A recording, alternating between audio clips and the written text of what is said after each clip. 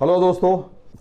Israel फिलिस्तीन war जो है वो अपने चरम पर है। चरम पर नहीं कह सकते तो कम से कम डेली फैलता जा रहा है, कुछ ना कुछ नया उसमें ऐड होता जा रहा है। आए दिन कोई ना कोई सिचुएशन इस तरीके की क्रिएट हो रही है कि कभी लेबनान से रॉकेट फायर हो रहे हैं तो कभी इजिप्ट जो है वो अपनी सुरक्षा को बंदोबस्त करने की कोशिश कर रहा है। ओआईसी की मीटिंग बुलाई जा रही है, इन सब चीज़ें।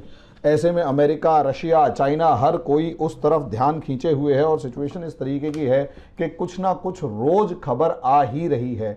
कुछ ना कुछ खबर रोज आ रही है कि इस तरीके से कुछ ना कुछ आगे बढ़ेगा। लेकिन दोस्तों मतलब कोई ना कोई देश इसमें कूद रहा है, कोई ना कोई बयान आ रहा है। यूरोपियन यूनियन, फ्रांस, जापान जो हैं वो जाके इसराइल के साथ जाके खड़े हो गए हैं। यूरोपियन यूनियन पूरा इसराइल के साथ खड़ा हुआ नजर आ रहा है। यूनाइटेड किंगडम खड़ा हुआ नजर आ रहा है और लगातार पूरी दुनिया एक एक करके इसराइल के पीछे होती हुई नजर आ रही है। और पूरी दुनिया ऐसे लग रहा है कि Christian versus Christ, Christian versus Islam के नाम पर crest versus crescent, cross versus crescent होता हुआ नजर आ रहा है। तो दोस्तों यहाँ थोड़ा सा आगे बढ़ने की जरूरत है और ये देखने की जरूरत है कि असलियत में यहाँ इंडिया कहाँ खड़ा हुआ है। इंडिया ने अब तक सिर्फ एक बयान दिया है और वो भी एक बयान यूनाइटेड नेशंस के अंदर दिया है और बिल्कुल सधा हुआ बयान ये है कि दोनों के दोनों देश यथास्थिति बनाए रखें, शांति बनाए रखें। वो भी यूनाइटेड नेशंस के अंदर भारत के जो स्थायी प्रतिनिधि हैं उन्होंने बयान दिया है। और साथ में मजे की बात या खास बात यह है कि हमारे विदेश मंत्रालय की तरफ से कोई बयान, अभी तक कोई आधिकारिक बयान नहीं आया है।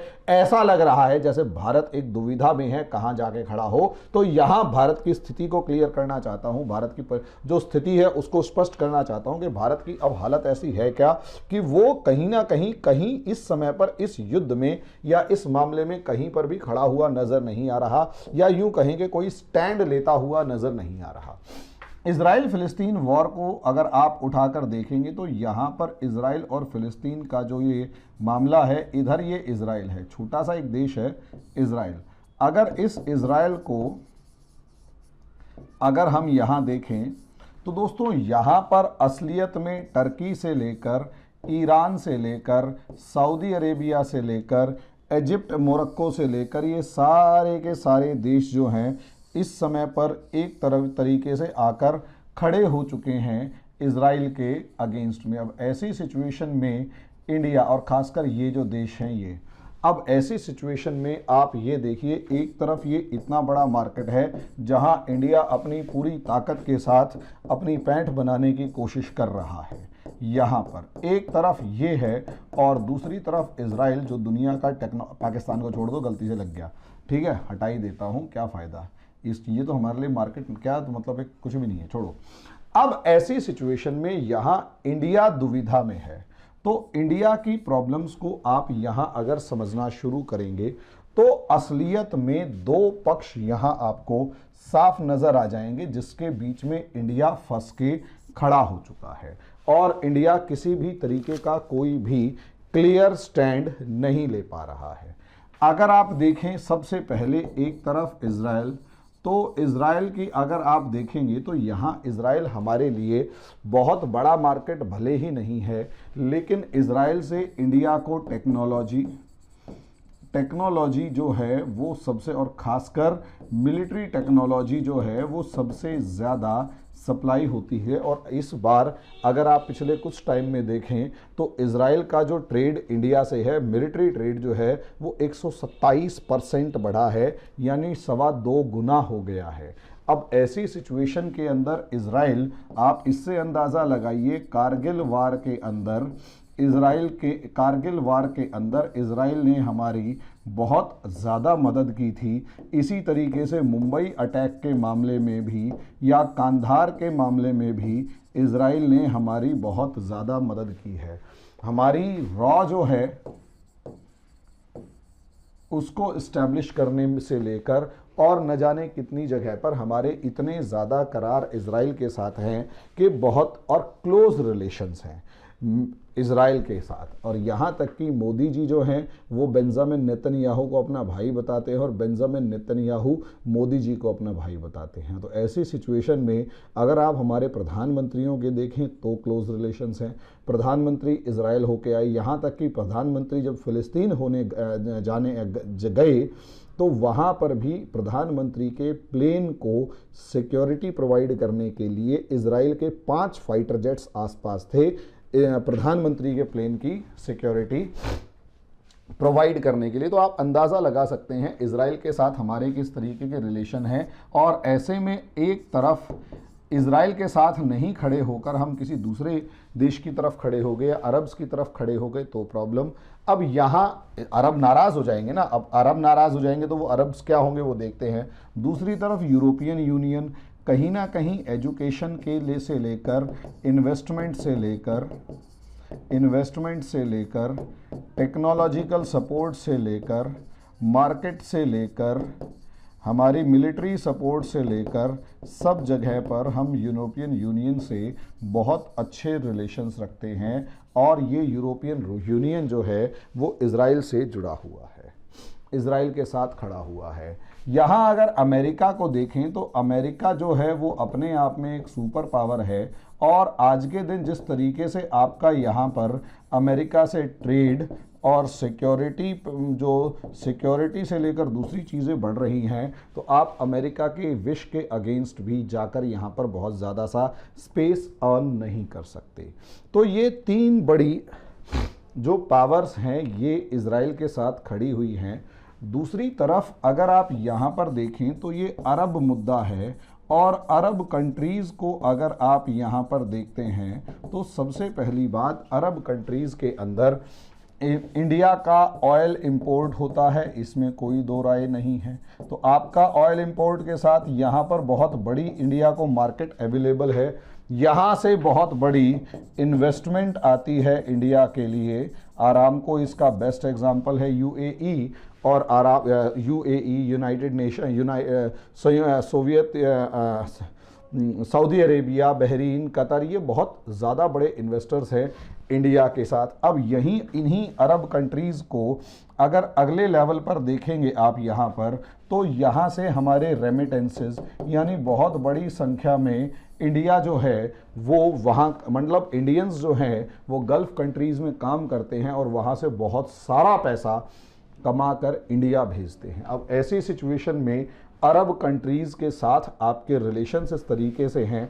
कि प्रधानमंत्री मोदी पिछले अपने 6, 7, 8 साल के कार्यकाल के अंदर, अगर उसमें 6 साल का ही कार्यकाल मेन गिना जाए, उस 6 साल के कार्यकाल के अंदर, क्योंकि 7वां साल तो पूरा कोरोना में चला गया, प्रधानमंत्री मोदी ने कम से कम 5 से 7 यात्राएं अरब देशों की हैं। तो अंदाज़ा लगा सकते हैं कि उनकी इम्पोर्टेंस हमारे लिए क्या है।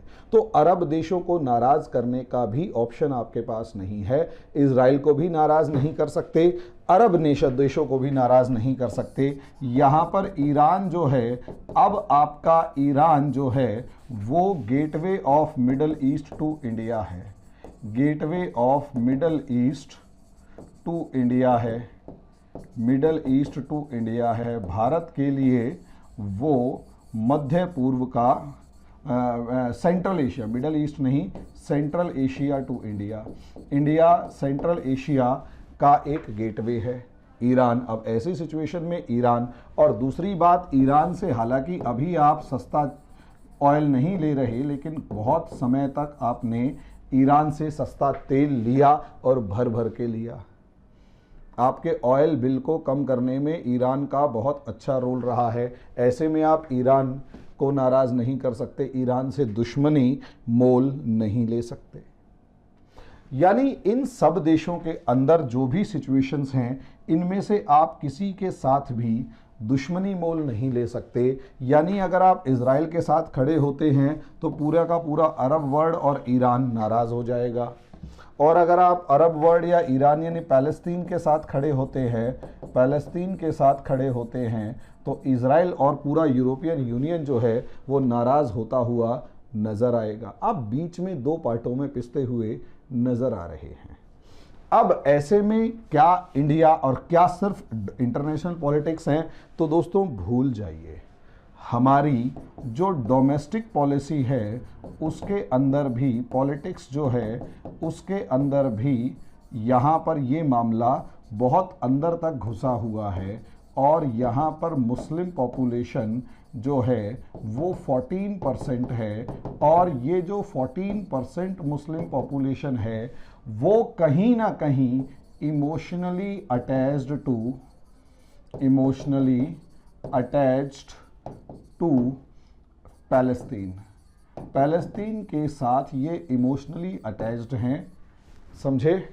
ये फ़िलिस्तीन के साथ भी जो हैं इमोशनली अटैच्ड हैं, उनके साथ एक दिल से जुड़े हुए हैं। जब उनके साथ ये दिल से जुड़े हुए हैं, मुस्लिम ब्रदरहुड या मुस्लिम उम्मा की अगर आप बात करें, तो ऐसे में अगर आप इज़राइल का साथ देंगे, ऐसे में अगर आप इज़राइल का साथ देंगे तो यहाँ कहीं ना कहीं डोमेस्टिकली ये मुस्लिम पॉपुलेशन के ऊपर एक नेगेटिव इम्पैक्ट डालता हुआ नज़र आएगा। और यही रीज़न है इंडिया ने अरब फ़िलिस्तीन या इज़राइल फ़िलिस्तीन इशू के अंदर कभी भी किसी एक का पक्ष नहीं लिया और हमेशा न्यूट्रल बन के खड़ा हुआ है, या दूसरे शब्दों में या साधारण शब्दों में कहें तो इसकी हमेशा एक पॉलिसी है, खुद देख लो हमें नहीं पता, खुद देख लो हमें नहीं पता। अब ऐसी सिचुएशन में जब ये कहा जाता है, और ये है भी, इसको आप नकार नहीं सकते हैं, उसके पीछे का कारण आप समझ लीजिए। जैसे अगर अभी हमारे प्रधानमंत्री जो मोदी हैं, हमारे प्रधानमंत्री हैं, अब किसी को नाराज़गी हो तो मैं कुछ कह नहीं सकता भाई, जब तक मेरे देश के प्रधानमंत्री हैं मैं तो हमारा ही प्रधानमंत्री कहूँगा। अब इनकी जगह राहुल गांधी को बिठा दो तो वो भी हमारा है, इनकी जगह अगर आप अकबरुद्दीन ओवैसी को बिठा दोगे तो वो भी हमारा ही प्रधानमंत्री हैं। अब उसको कोई नाराज़ करेगा, कुछ करे, मैं कुछ नहीं कर सकता, जो चुन के आएगा वो मेरा प्रधानमंत्री है। ठीक है, तो हमारे जो प्रधानमंत्री इज़राइल गए, तो जब वो इज़राइल के दौरे पर होकर आए तो सबसे पहला बहुत कड़ी प्रक्रिया मुस्लिम लीडर्स की तरफ से, प्रतिक्रिया जो है वो मुस्लिम लीडर्स की तरफ से आई थी, रिएक्शन आया। और सबसे बड़ा रिएक्शन आया जो आज के दिन जो मुस्लिम लीडर बने फिरते हैं, अकबरुद्दीन ओवैसी की तरफ से, कि मोदी जी अगर आप फ़िलिस्तीन भी हो आते तो हमारे कलेजे को ठंडक पड़ जाती। तो ये असलियत में ये जो बयान है कि हमारे कलेजे को ठंडक पड़ जाती, ये बयान असलियत में ये दिखा रहा है, ये emotional attachment of Indian Muslims with Palestinian Muslims दिखा रहा है। अब ऐसी सिचुएशन में इंडिया के लिए ये एक डिप्लोमेटिक डायलेमा बना रहता है कि अगर ये इमोशनल इशू इंडियंस के लिए भी है, इंडियन मुस्लिम्स के लिए भी है, तो इंडिया किस तरीके से इसे हैंडल करे। इज़राइल जैसा देश जिसके पास टेक्नोलॉजी है, मनी पावर है, सपोर्ट है, इंटेलिजेंस है, जो आयरन डोम जैसे इंस्ट्रूमेंट्स हैं वो सप्लाई करता है, और दूसरी तरफ पैलेस्टीनियन इशू है जो टोटली एक इमोशनल इशू है। और इंडिया इन दोनों के बीच में फंसा रहता है, इसलिए एक बेसिक थॉट हमेशा बनाए रखता है, भाई हमें नहीं पता, खुद देख लो, निपट लो, शांति से रहोगे ज़्यादा अच्छा है, क्यों बेफालतू में इंडिया टांग अड़ाए। और ये इंडिया की परफेक्ट पॉलिसी है, किसी भी मुद्दे में जाकर टांग अड़ाने की जगह उसे इमोशनल करने की जगह, उस इमोशनल मुद्दे में टांग अड़ाने की जगह, क्योंकि यहाँ दोनों पक्ष गलत हैं। ना तो आप इज़राइल को ठीक कह सकते, ना फ़िलिस्तीन को ठीक कह सकते। फ़िलिस्तीनी और इज़राइल, क्योंकि इज़राइल और फ़िलिस्तीन की अगर आप बात की जाए, दोनों के दोनों गलत हैं, इस समय पर दोनों गलत हैं। ये बिल्कुल एक ऐसा महाभारत का युद्ध है जो दोनों पक्षों में से किसी को भी आप 100% ठीक नहीं कह रहे। फ़िलिस्तीन की अपनी कहानी है, हमास की अपनी कहानी है, और उसको देख के फिर आगे बढ़ते हैं। और यही एक कारण है दोस्तों, भारत जो है वो बहुत न्यूट्रल अप्रोच अपना रहा है, बहुत ही लिमिटेड और बहुत ही न्यूट्रल अप्रोच अपना रहा है। और इसीलिए आगे चलकर भारत के साथ या भारत से आप बहुत ज़्यादा उम्मीद नहीं करेंगे कि इस मैटर के अंदर किसी तरीके का डायरेक्ट इंटरफियर करे। तो आज के लिए इस वीडियो के लिए इतना ही, धन्यवाद। You can download our app from Play Store for free live demo classes.